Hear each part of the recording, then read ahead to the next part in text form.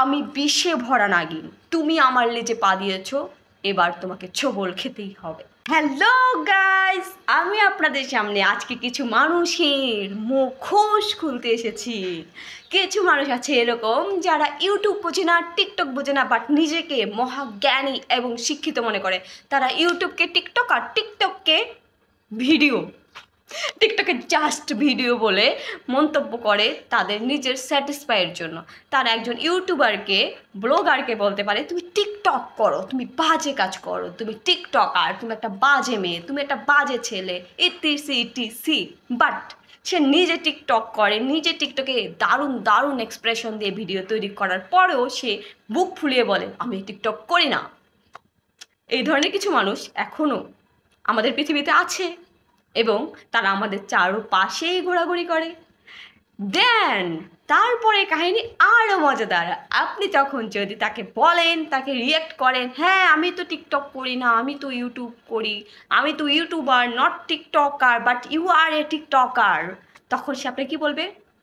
তখন সে আপনাকে বলবে আমি বিষে ভরা নাগিন, তুমি আমার লেজে পা দিয়েছ, এবার তোমাকে ছোবল খেতেই হবে।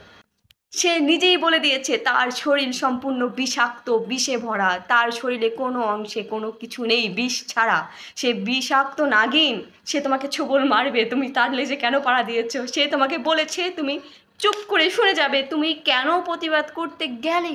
এটাই তোমার সবচেয়ে বড় দোষ। সে এইটা তার ফেসবুক ওয়াল বলো, তার টিকটক ওয়াল বলো, তার সর্বস্তরে ছড়িয়ে দেবে।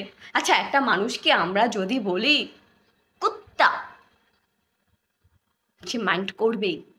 তবে আমি যদি বলি বাঘ, বাঘের বাচ্চা, তখন কি হবে? সে মাইন্ড করবে না। কুত্তা আর বাঘ দুইটাই তো জানোয়ার না, মানুষ তো না। তো সাপটাও তো জানোয়ারই বটে, মানুষ তো না। তো আপনি যদি আপনাকে নিজেই বলেন যে আমি নাগিন, আমার শরীর বিষাক্ত, আমি বিষে ভরা, এবার তোমাকে ছোবল মারবো, তুমি ছোবল খাবে, আমার তো কিছু বলার নেই। আপনি নিজেকেই নিজে বলেছেন যে আমি বিষাক্ত, আমার সাথে পাঞ্জা নিতে এসো না, ছোনা, আমি কিন্তু বিষাক্ত। এই ধরনের কিছু পাবলিক আমাদের সমাজে আছে, আমাদের চারপাশেই ঘুরে বেড়ায় এবং আমরা তাদের চিনি, আমরা তাদের দেখি, বাট ওই যে তাদের বিষাক্ত ছোবল খাওয়ার ভয়ে আমরা কিছুই বলতে পারি না। তারা তাদের বিষাক্ত ছোবল দিয়ে আমাদেরকে জর্জরিত করে দেবে, সেই ভয়ে আমরা চুপ হয়ে থাকি। আর তারা আমাদের এই চুপ থাকাকে কি বলে? আমাদের দুর্বলতা। তারা আমাদের চুপ থাকাকে আমাদের দুর্বলতা ভেবে সবচেয়ে বড় ভুলটা করে। আর কিছু মানুষ আছে যে বলে না যে অল্প জ্ঞান ভয়ঙ্করী, তাদের ব্যাপারটা হচ্ছে এরকম। দুই একটা ইংরেজি শব্দ শিখে, লিসেন, সে, দুই একটা ইংরেজি শব্দ শিখে না, দেন ওইগুলাকে তারা শুধু রিপিট করতে থাকে, কিছু লিসেন লিসেন, বাট লিসেন বানানটা লিখতে বললে তারা কি পারবে? আমি কারো শিক্ষা নিয়ে কোনো কথা বলতে চাই না। আমি যদি এটা বলি এটা আমার বাবা মায়ের শিক্ষা, যে কারো শিক্ষা নিয়ে কথা বলা উচিত না, তাহলেও তারা বলবে আমার বাবা মায়ের শিক্ষা নিয়ে কথা বললো। আমি কি বলেছি তোমার বাবা মায়ের শিক্ষা এরকম? বলিনি কিন্তু। বাই দ্য ওয়ে, আমি তাদের কারো শিক্ষা নিয়ে কথা বলতে চাই না। তবে হ্যাঁ, আপনি যদি একজন শিক্ষিত পার্সন হন, আপনি যদি গ্রাজুয়েশন কমপ্লিট করা, আপনার মাস্টার্স ডিগ্রি কমপ্লিট করা থাকে, তারপরও যদি আপনার ফ্যাশন অনুযায়ী আপনি ঘরকন্নার কাজ করতেই পছন্দ করেন, আপনি যদি মনে করেন যে আপনার সংসারটাকে আপনি গুছাবেন, আপনি জব করবেন না, এটা আপনার চয়েস। বাট আপনি জব করছেন না তাই বলে কি আপনার শিক্ষাগত যোগ্যতা চলে গেল? তাই বলে কি আপনি খালি কলসি হয়ে গেলেন? আপনার ভিতরে কি কোনো বিদ্যা নেই? আমার হাসি পাচ্ছে বলতে, কেউ একটা কলেজে পড়াশোনা করে, ডিগ্রি করে, সে যদি বলে আমি ইউনিভার্সিটিতে পড়ি, তাহলে ব্যাপারটা কীরকম হয়?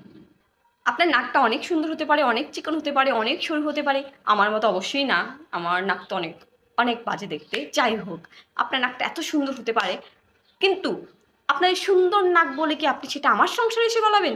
আপনি সেটা অন্যের জীবনে গিয়ে গলাবেন কেন? আপনার নাক গলানোর জন্য মাথার দিব্যি কে দিল? কে সেই ব্যক্তি যে আপনাকে বলেছে আপনার নাক গলাতেই হবে? কে কে কে হু? অন্যকে বলার আগে নিজের দিকে একটু তাকান। আমি কি? হ্যাঁ, আমি একটা জব করি, আমি জব করি। আচ্ছা, আমি জব করি বলে একজন graduation complete, masters complete person আমি তার থেকে বড় হয়ে গেলাম? আমার যোগ্যতা কি? তার পাশে তো আমার কোনো যোগ্যতা নেই, আমি তো যোগ্যহীন। এটা তো আমাকে বুঝতে হবে। সে জব করে না, এটা তার প্রয়োজন নেই, বাট সে পছন্দ করে না জব করতে, হতেই পারে, এটা যার যার ব্যক্তিগত ব্যাপার। সেজন্য আমি বলতে পারবো যে আপনি তো জব করেন না, তাহলে আপনার কিসের যোগ্যতা? আপনি মাস্টার্স পাস করেছেন তো করেছেন, তাতে আমার কি? আমি তো জব করি, আমি ইন্টার পাস মেট্রিক পাস হয়ে যদি আমি জব করতে পারি, তাহলে তো আমি আপনার থেকে বেশি যোগ্য। আপনার তো কলসি খালি, আমার কলসি ভরা। তাই আমার কলসি থেকে সব উপড়ে পড়ে, উপড়ে খালি পড়ে যাচ্ছে। আপনার কলসি খালি, পড়ছে না।